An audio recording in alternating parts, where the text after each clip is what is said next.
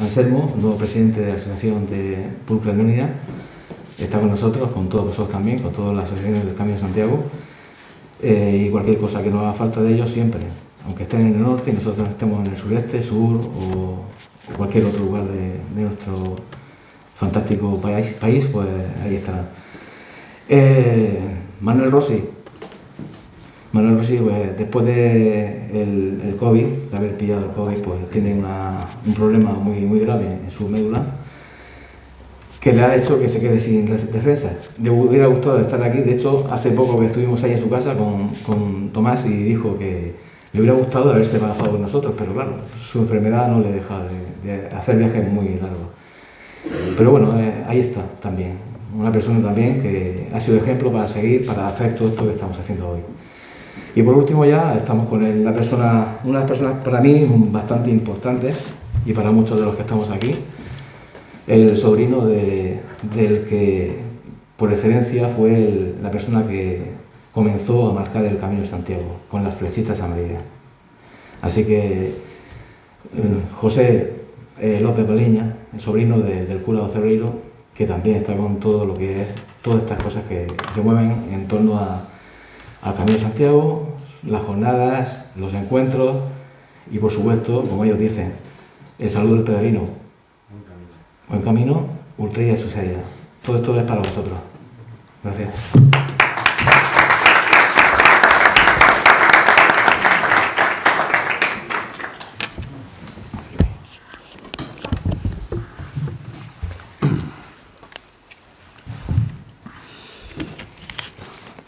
Buenas tardes, muchas gracias, Javi.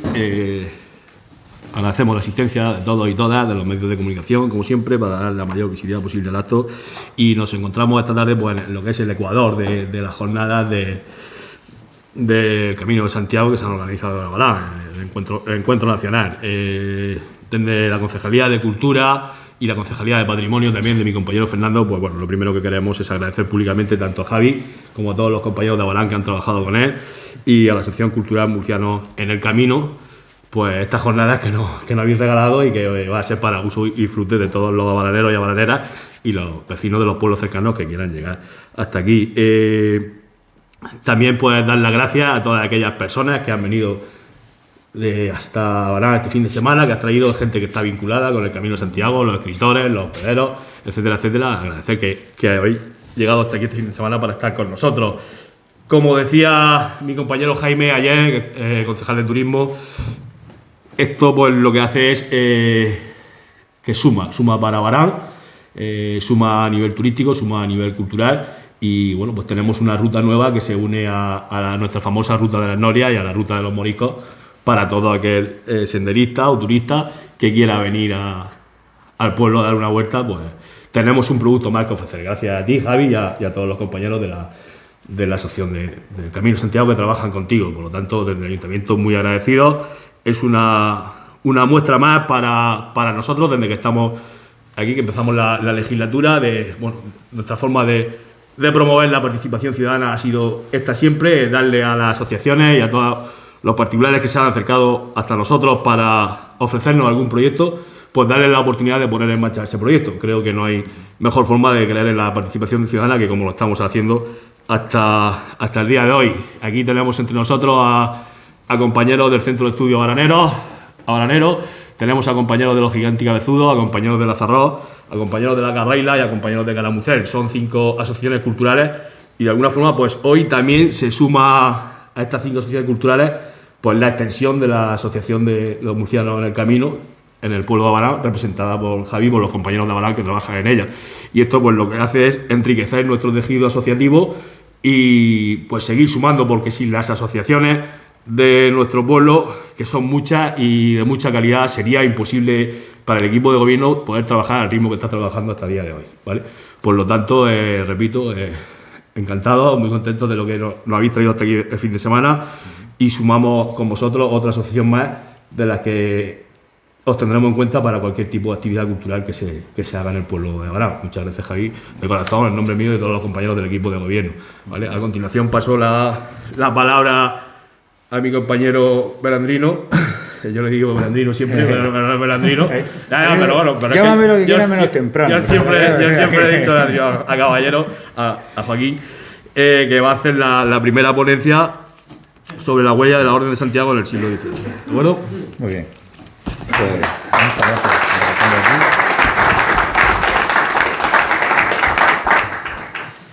Muchas gracias, es un auténtico privilegio y una suerte poder estar con Javi. Ya llevábamos tiempo cociendo el asunto, me llamó, me dijo, Joaquín, tengo esto en la mente, me gustaría contar con la Asociación Cultural La Carreira para poder hacer una ponencia, defender, digamos, los ideales. Él me explicó un poco lo que quería, yo le di mucho ánimo, le dije que se rodeara de un equipo de gente incondicional, que no cobraran mucho, porque si no iba a ser una auténtica ruina, pero ya veo que, vamos, la tesitura y el ambiente, digamos, entre los peregrinos y la gente que está con el tema de la caminaría es bastante, digamos, buena, ¿no? Pues yo no les voy a entretener mucho, yo soy de la Asociación Cultural La Carreira. Mis líneas de investigación pues van desde las colaboraciones con compañeros como José María Gómez, que está aquí, que trabaja en el mundo de la prehistoria. Yo me he centrado más en la época moderna y contemporánea, en manejo de documentación, y bueno, desde nuestra asociación pues tampoco perdemos la oportunidad, siempre que nos la dan, como es el caso que nos ocupa esta noche, de poder transmitir pues modestamente nuestros pequeños conocimientos y mantener viva la llama del intercambio cultural, que en este pueblo pues había estado hasta cierto punto un poquitín denostado. Como ha dicho Felipe, el concejal de Cultura, parece que los aires nuevos están haciendo que las cosas cambien. Nuestra asociación lleva 20 años trabajando en el asunto, estamos este año con el tema del aniversario. Hace unos días estuvimos también aquí compartiendo mesa y tertulia con el tema de la presentación de los libros de actas de la jornada de investigación sobre el Valle de Ricote, investigación y divulgación sobre el Valle de Ricote. Y bueno, pues nuestra web está disponible en nuestro blog. Intentamos que la cultura o lo que nosotros podamos aportar se socialice de la mejor manera, es decir, sea extensiva al gran público, y eso, la gran herramienta de Internet, es lo que nos lo permite, si no estaríamos totalmente cercenados. Entonces, bueno, pues si podéis apagar la luz, lo digo para que la pantalla se... Yo vengo a hablarle un poco esta noche sobre la huella, ¿no? Le he titulado así, la huella de la Orden de Santiago en el siglo XVIII, aunque como verán ustedes, el repaso de documentación arranca un poco antes, ¿no? Por supuesto, vamos a ver cómo pasa esto, creo que era así, vale. Este hombre falleció hace unos días, este era un gran amigo y una gran persona.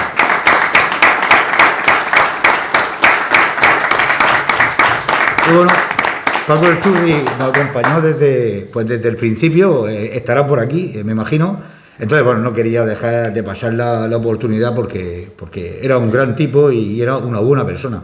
Este tipo de gente escasea, os lo puedo decir.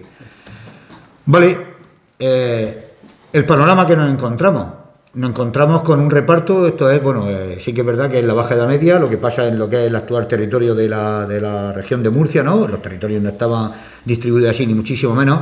Y me pareció interesante, esto está sacado de la página de la región de Murcia, tienen documentación interesante ahí, es muy didáctica, pero bueno, para que se viera cuál es la distribución, porque muchas veces nos pensamos que es que la ocupación del espacio desde el punto de vista histórico ha sido siempre igual, y no lo era. Podemos ver, bueno, cómo estaban las órdenes militares, que fueron las que asumieron el trabajo y la gestión durante la Reconquista y después de ella.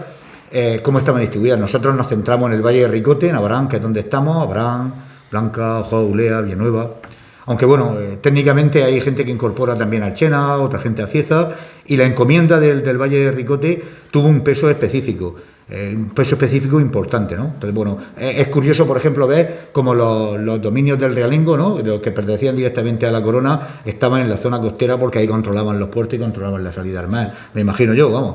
Pero y de todas maneras, pues bueno, por ejemplo, la Orden del Temple, que se coloca más en el noroeste, y luego los marquesados tanto de Villena como los marqueses de los Vélez, que también ocupaban parte del territorio. Me ha parecido interesante colocar esta primera diapositiva, pues para tener una idea de por qué nos movemos en este ámbito, ¿no? Me comentó Javi, dice, tenemos en nuestra página web, albergamos pues bueno, lo que son las desideratas, lo que son las pretensiones, y tenemos una página, que fue la que tú me referiste, sí, con la denominación de Camino del Azar, que es como se va a llamar, del azar, del limón, ¿no? Que tiene una...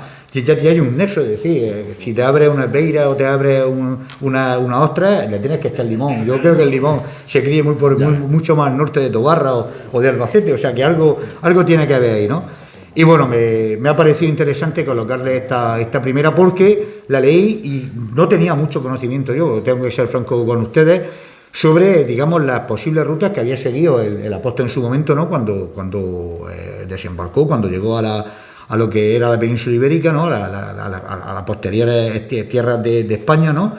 Y parece ser que hay una línea de investigación que apunta que pudo entrar precisamente por el puerto de Cartagena, que es uno de los puertos pues, más importantes que tiene el Mediterráneo, con Torres de Barcelona y tal, ¿no?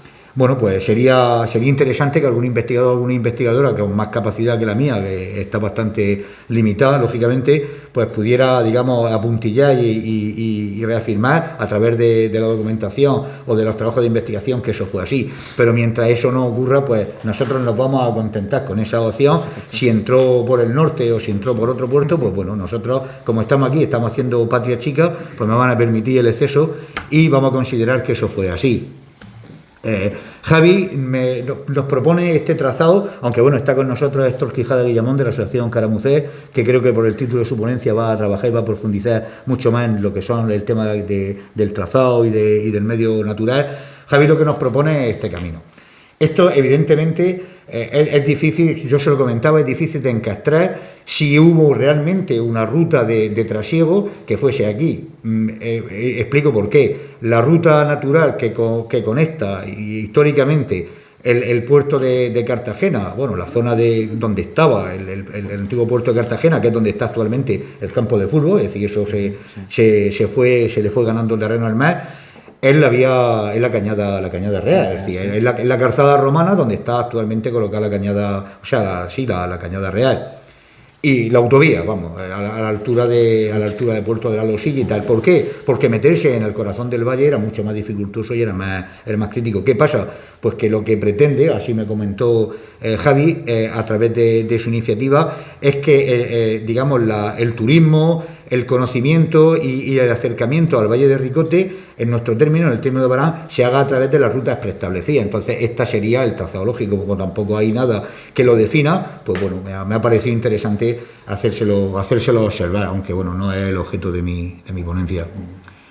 Bueno, históricamente sabemos que la encomienda santiaguista, que también nos va a hablar en profundidad el gran experto que hay en el valle, que es José María García Vilés, no se habrá llegado, pero bueno, estará a punto de aparecer, si no está por aquí. Es una persona que tiene, ya me indican que sí, que está, doctor en historia, compañero también de la Asociación Cultural La Carreila, luchador y batallador insaciable e incombustible por la defensa de la cultura y el patrimonio en el Valle de Ricote. Y bueno, no seré yo quien tenga que enmendarle la plana ni que hacer observaciones. Si me equivoco en algo, pues con que me hace la puntualización y yo gustosamente rectificaré. Entonces, bueno, pues por ejemplo, la heráldica es una cosa que la impronta está aquí. Es decir, vemos que la insignia de la Cruz de Santiago aparece en todos los municipios del Valle. Quizás esto es una cosa que nosotros tenemos casi más interiorizada porque estamos aquí, pero las personas que puedan estar, digamos, acercándose por primera vez a esta tesitura no lo conocen. En Blanca también aparece. No le he puesto ni por orden alfabético sino porque digamos por cómo va bajando el río, ¿no? Que no parezca que en Ojor, en Ricote, por supuesto, que era la cabecera de la encomienda, donde vivía y residía el comendador, en Ulea y en Villanueva. Archena no forma parte de esta encomienda y Cieza tenía una encomienda propia, es decir, era unimunicipal, solamente estaba. Entonces, bueno, es didáctico y queda interesante ver cómo la impronta está. La impronta está en un sitio donde los moriscos se expulsaron de aquí en 1613. Quiero decir, o sea, la labor de cristianización o de de difusión de las ideas religiosas que tuvo el apóstol en su momento, que nadie va a discutir aquí, o sea, hubo un núcleo, digamos, ideológico y real, ¿no? José María de eso os podrá comentar todo lo que quiere decir. Aquí esto de hecho se le define como el Valle de los Moriscos, o sea, es de los últimos reductos del poblamiento morisco como tal, aunque administrativa y judicialmente eso parecía que había cambiado, luego en la realidad no era, digamos que no era tan así, ¿no? Y bueno, pues me ha parecido interesante ver eso, si este hombre, el santo, si Santiago entró realmente por Cartagena, que es la tesitura en la que estamos trabajando, pues por eso lo he puesto ahí con las interrogantes, pero bueno, vamos a suponer que sí, es decir, vamos a dar como bueno, lógicamente tuvo que hacer esto, porque hasta que llegó a su zona de sepulcro en Santiago de Compostela, aves no había y tuvo que atravesar. La ruta es lo que vosotros estáis marcando, es lo que vosotros estáis trabajando. Sea como fuere, yo lo que quiero es que se vea cómo revierte, es decir, sabemos que está allí, está digamos, la actividad de difusión, pero según los historiadores, según la gente que trabaja, la fundación de la Orden de Santiago en España, de la Orden militar, eran monjes guerreros, estaban bajo la tutela de la Iglesia, pero eran monjes guerreros cuya misión era proteger, expandir, afianzar las fronteras. Pues bueno, según algunos estudiosos la citan sobre el año 1151 en la zona de Cáceres. Otros dicen que no, que podían ser en León en 1170 o incluso en Uclés, en Cuenca, y aquí sí que hay un acotamiento cronológico, porque la sede estuvo en Uclés. Yo tuve la suerte por mi trabajo estuve un tiempo trabajando en la provincia de Cuenca y bueno, el sitio la verdad es que es alucinante, y luego claro, subes con el coche y tal y piensas cómo tenían capacidad de gestión desde allí, sin teléfonos móviles, sin ordenadores y sin este tipo de cosas, sin las que actualmente parece que no podemos vivir. Claro, la cachiporra y el pincho también daba digamos argumentos. El caso es que Uclés, sea de 1170 a 1872, fecha en que la República Española liquida administrativamente y judicialmente las órdenes militares, pues estaríamos ya empezando a movernos en esas, digamos, en esas horquillas cronológicas. Y a partir de ahí, pues lógicamente empieza el proceso de reconquista y de asentamiento del territorio, que se va moviendo a lo largo del espacio y que al final pues llega al Valle de Ricote. Y aquí encontramos un documento que está accesible a través del Archivo General de Murcia. Hay bastante documentación digitalizada, lo cual nos permite a los investigadores e investigadoras que no nos dedicamos profesionalmente a esto poder acceder, pues digamos que cómodamente de nuestra casa, aunque al final la bata te la tienes que poner y tienes que ir a los archivos, porque hay cosas que no te las puedes bajar de internet, te las tienes que bajar sí o sí de la estantería y de los cajones donde están los legajos. Entonces, bueno, el 5 de mayo de 1285, el rey Sancho ya promete que va a ceder las tierras del Valle de Ricote a la encomienda de Santiago cuando se produzca el proceso, que al final concluyó así.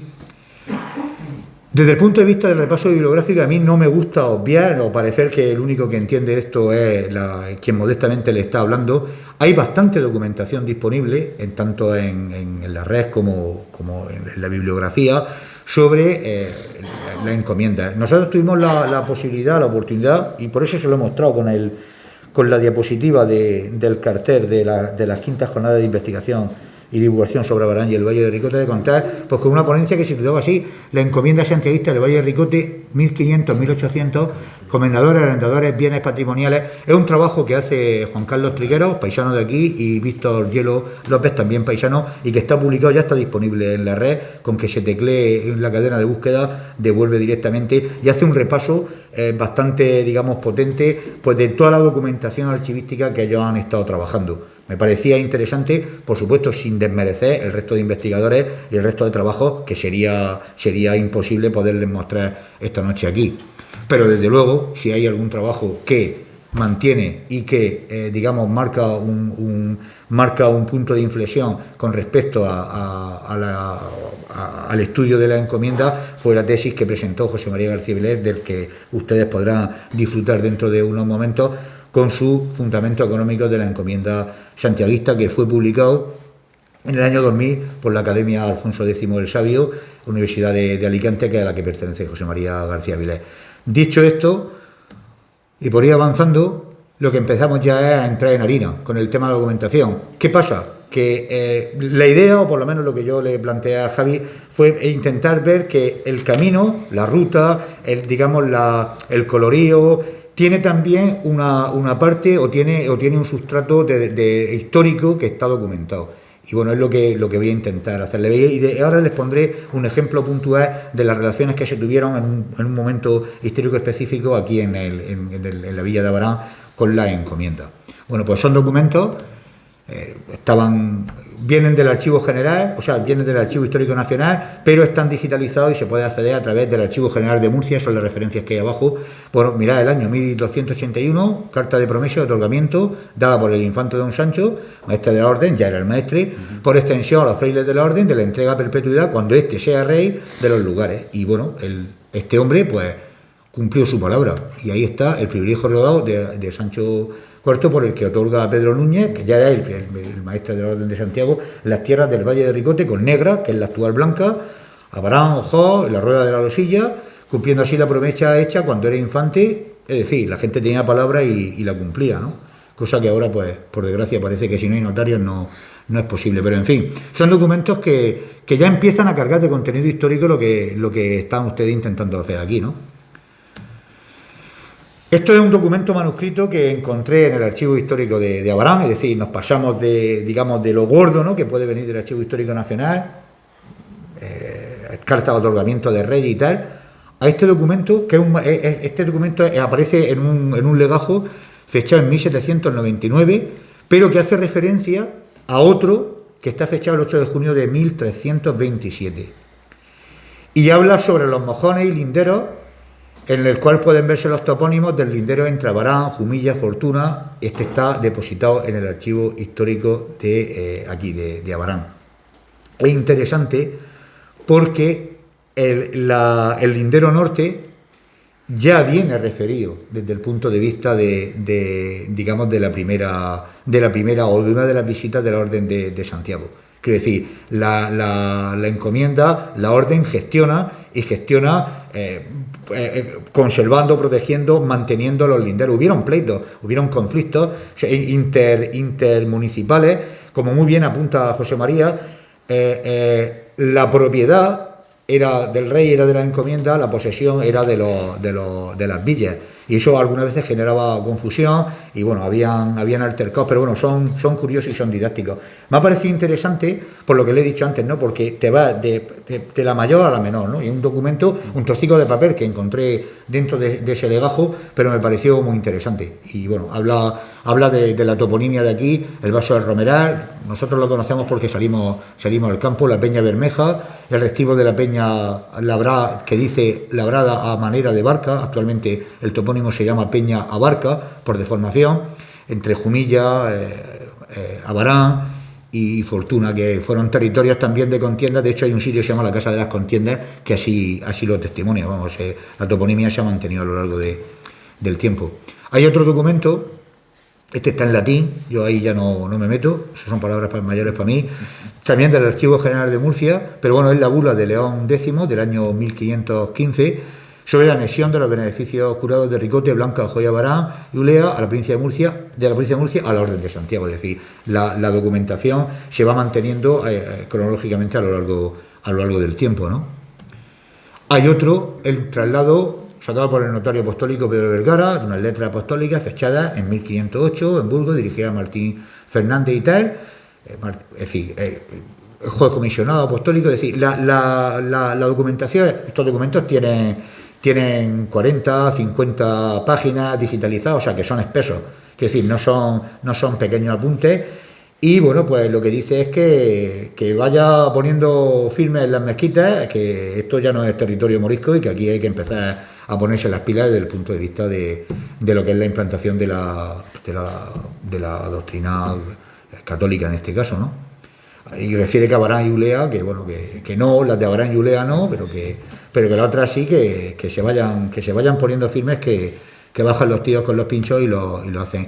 Y aquí les dejo un muestrario, una pequeña captura de cómo se accede a través del visor del Archivo General de Murcia del contenido de los documentos. Lo que ven ustedes, siempre me digo, a su derecha, este documento de aquí, es que no sé si, no se ve el puntero, donde se ve que pone Totana, que eso está en el cajón. Eso es el apunte que hace el bibliotecario, o sea, el archivero en su momento, y te permite leerlo. Y luego el contenido del documento en sí es tal como aparece ahí, no se puede ir viendo en el visor, y te da este tipo de apuntes. Ya estamos en los años 1656 a 1699. Relativo al pleito que siguió la Orden de Santiago en el Tribunal de la Nunciatura de España, porque le litigaron el fiscal eclesiástico y el obispo de Cartagena contra el fiscal del Real Consejo de la Orden y el vicario de Aledo, pues porque no estaban de acuerdo, pues por algo, ¿no? Entonces, pues eso, toda la documentación que surge de los pleitos y de los conflictos suele ser muy rica, porque se producen recursos, hay delegaciones, hay aprobaciones, de vez en cuando también aparecen concordias, entonces eso genera una gran cantidad de documentación que algunas veces es tediosa vaciarla y estudiarla, pero ofrece muchísima información, incluso información para ver cómo estaba pues el paisaje en su momento, el paisaje agrícola, los aprovechamientos forestales. En fin, yo por mi trabajo tiendo un poco siempre a irme a arrimar el ascua a esa sardina. Esto ya es de 1721, siglo XVIII. Tras notarial realizado por el escribano Nicolás Moreno, llama sobre la documentación y pagos seguidos para descripción, inventario y bienes raíces, mueble y toma de posesión del nuevo comendador del Valle Ricote, caballero de la Orden de San Juan de Jerusalén, teniente general del Ejército Real, tras su muerte como antecesor. Es decir, estamos viendo que sí que hay una consecución, ¿no?, de la documentalística muy rica que nos permite pues seguir avanzando. Lógicamente, Javi, te va a tener que buscar a alguien que haga esto, porque yo, no me comprometo, ni muchísimo menos. Pero estoy seguro que con el ánimo y la ilusión que habéis abordado este tipo de cuestiones, y la gente que nos está viendo tanto a través de la televisión, que nos van a oír en la radio y en las redes, pues seguro que se van a animar, porque yo creo que merece la pena. Y es lo que les quería comentar. Hay un pleito con la encomienda de la Orden de Santiago por la rotura del Azú. El Azú es la presa de derivación de agua para poder regar aquí en Abarán. Que pues me lo topé en el Archivo Municipal de Abarán hace ya unos años, en dos cajas, en el legajo misceláneo y en la caja esa que aparece ahí. A mí me gusta siempre marcar las referencias bibliográficas y sobre todo los registros donde están los legajos, pues para que si alguien quiere seguir investigando no se vea en la marea y tenés que volver a repasar, ¿no? Entonces me gusta, ya por defecto lo hago siempre.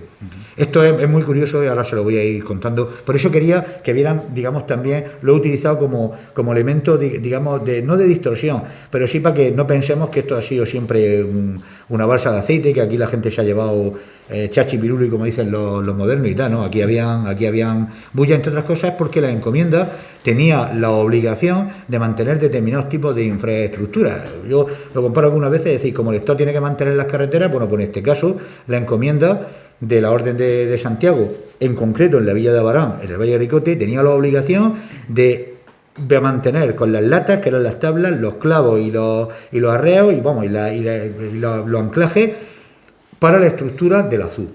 Esa era su obligación y así consta en toda la documentación. Pero ocurre que en el año, esto publiqué un pequeño artículo en el programa del libro de festejos de aquí del pueblo, que está también disponible en la red, en nuestro blog, en nuestra página web, y me pareció altamente interesante porque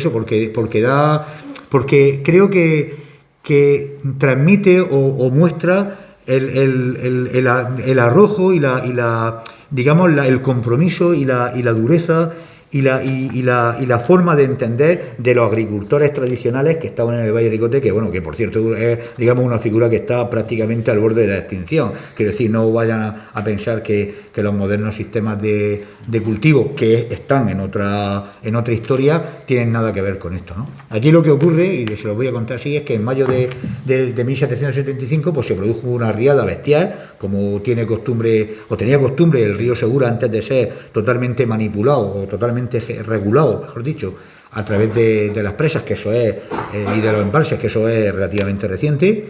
Pues se producían las riadas de forma cíclica. Francisco López Bermúdez, en su tesis en su tesis doctoral sobre el valle de, o sea, sobre la Vega Alta del Segura, tiene una tabla cronológica que yo la suelo utilizar con frecuencia, que es buenísima, o sea, se retrotrae bastante en el tiempo y están, bueno, pues, las famosas rías de Murcia y tal, pero habían otras que, y entonces, pues, aquí en esta en concreto, en mayo, pues se lleva para adelante, se llevó prácticamente el azul que había en la Villa de Abarán, y que se utilizaba para regar la huerta y mover el molino harinero de las encomiendas. O sea, si no molías, no comías. Quiero decir que podías tener buenas cosechas de grano, pero tenías que procesarlo. Y bueno, aquí empieza el festival, porque la encomienda se niega a proporcionar las guías de madera y los clavos que por obligación tenía. No sabemos por qué, pero se está documentado así. La encomienda dice que nasti de plasti. Así que la actitud era solo el principio del conflicto. Y el conflicto lo hubo, desde luego. Ahora verán ustedes cómo terminó, ¿no? Estamos a finales de primavera, es decir, ya hace calor, hay que empezar a recolectar y los agricultores pues no les quedó otra opción que eso, que conseguir los fústeles de almefes, que es el Celtis australis, es una planta que pensamos que se utilizaba para marcar los pequeños cultivos y porque además su madera se utiliza para enmangar, para hacer mangos, para azar, para hacha, ese tipo de historias. Entonces estaban disponibles con laureles, Laurus nobilis y álamos popular para hacer la reparación de emergencia, pero lógicamente las maderas buenas que necesitaban eran las de pino y ellos no lo tenían porque estaban en una situación de penuria y de precariedad. Entonces los agricultores se aprietan los machos y dicen, venga, esto tenemos que tapar el agujero porque no podemos ni podemos regar ni podemos moler. A finales de primavera, ya empezando el tueste. En el año 1777 le pidieron al Ministerio de la Marina, el Ministerio de la Marina estuvo durante una época gestionando los recursos madereros y forestales del país porque la madera era estratégica para construir barcos, entre otras cosas. Entonces era de la Marina y lo llevaban ellos. Y le piden poder hacer extracciones, es decir, aprovechamientos forestales que se llaman ahora de madera y cal en los montes de la Villa de Abarán para recomponer el azul. Es decir, todavía no lo habían llegado a recomponer. Y el subdelegado de la Marina contestó, dice que no hay en estos montes, por eso se ha puesto en rojo, de esta villa productos de madera como los que solicitan. Falso de toda falsedad, como decía alguno por ahí, es decir, sí que habían, pero no sé por qué, no llegué a encontrar el por qué se les niega, cuando lo que se estaba generando era un auténtico conflicto de subsistencia, vamos, no era ninguna broma, esto no era baladí. En fin, que sea como fuere, lo que hicieron fue que pasó eso, que en el 76, con un coste de esa cantidad, de 308 y pico reales de vellón, que se invirtieron, bueno, eso se lo he puesto ahí, pues los rollizos de madera y tal, y los clavos, aquí a escote, pues tuvieron que sufragar y el gasto lo hicieron los agricultores de la villa y reconstruyeron o taponaron el azul. El 1 de marzo del 77 toman la decisión, fíjense en la fecha, o sea, estamos en primavera, toman la decisión de comunicar a la encomienda la necesidad de construir una azudica nueva. Es decir, están diciendo, aquí hemos hecho un pegote, una pequeña chapuza, pero esto como nos venga otra gorda se nos va a ir. Y entonces pues solicitan los permisos tanto a la subdelegación de Marina y a la encomienda con la respuesta negativa que antes hemos citado. Les dijeron que no, o sea, no sé por qué, pero vamos, les dijeron que no y era no, o sea, ahí no había... Entonces el Ayuntamiento en pleno tomó la decisión pues de hacer eso, un cajón. El cajón era pues una canalización de madera para de forma provisional poder seguir manteniendo por lo menos algo de agua, ¿no? Algo de regadío, pero no la construcción del azul, sino un cajón provisional para tener agua y bueno, se ubica en el paraje de las Pocicas, está aquí arriba, con un coste estimado de 2 a 3 ducados, en fin. Y esta se lo comunica a la encomienda el 3 de marzo de 77. 2 días después le dicen a la encomienda, señores, nosotros vamos a hacer esto, ¿no? El 10 de abril del 77 el Ayuntamiento decreta la construcción del cajón y lo hacen, vamos. Y el 27 de abril del 77, es decir, no ha terminado el mes, el maestro de azudes comparece en el Ayuntamiento comunicando que había riego y que se podía moler. Y bueno, pasa la minuta, 1.450 reales de vellón, y bueno, en ese momento por lo menos salvan los muebles, ¿no? El 1 de octubre el Ayuntamiento solicita un nuevo informe a Juan Rojas, que era el maestro de azudes, es la persona que aparece, y este dictaminó que no, que era mucho mejor hacer un azul nuevo que no ir metiendo dinero, porque al final lo que iba a pasar es que no iban a tener ni una cosa ni la otra, ni dinero ni azul.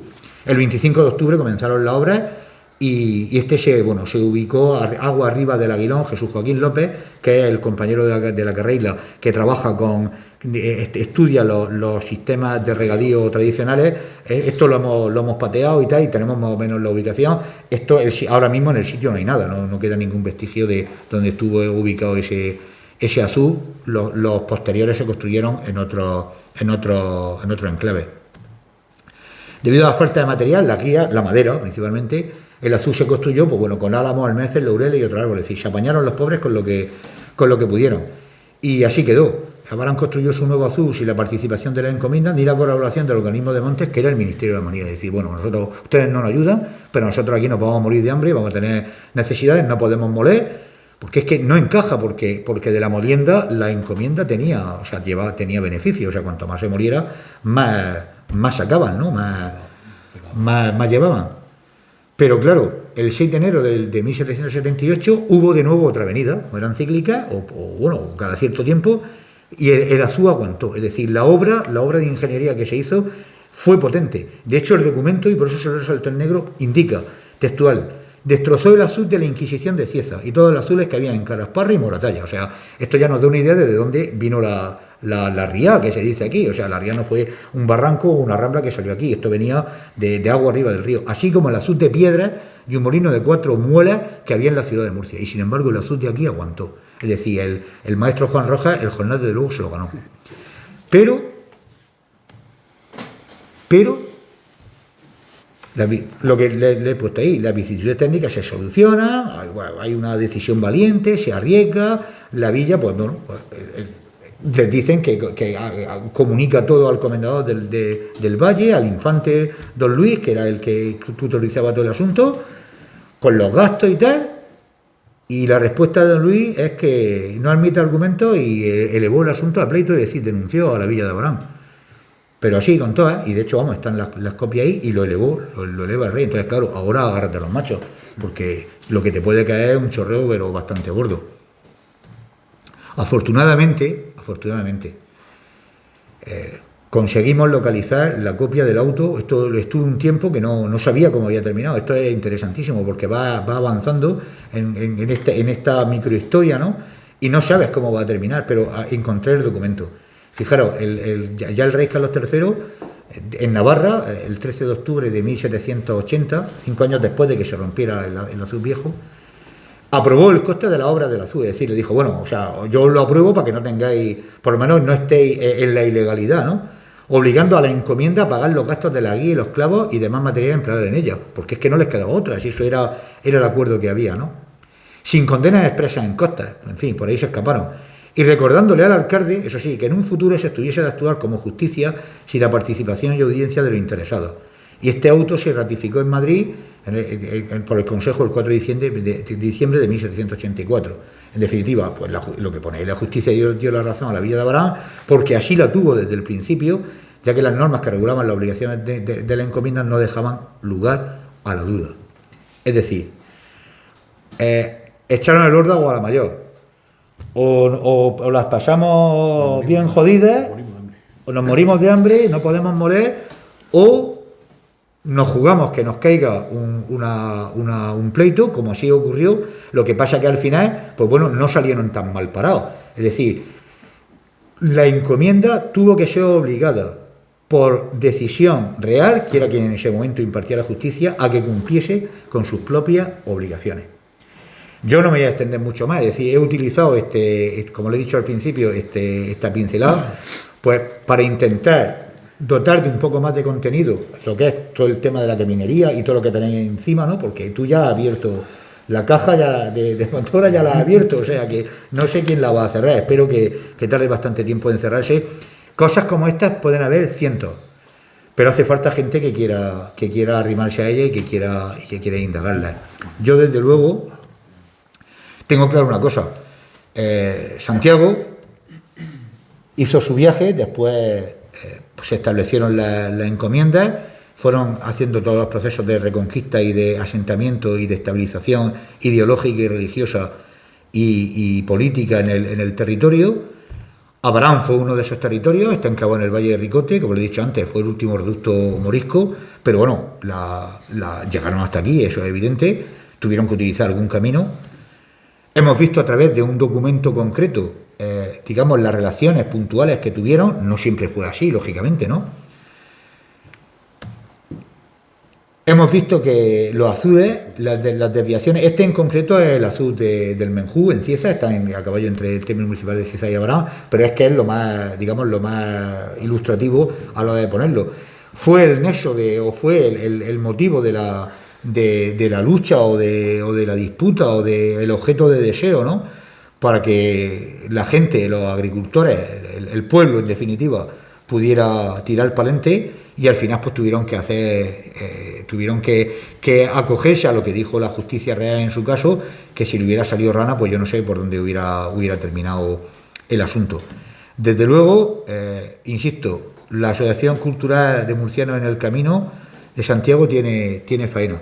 Yo no me voy a extender mucho más porque están el resto de los ponentes y porque hemos comenzado un poquitín tarde. Espero que mi aportación breve y modesta les sirva para tener una visión distinta de lo que es el tema de la caminería. Si lo he conseguido, yo me doy por satisfecho y por supuesto le agradezco su paciencia. Muchas gracias.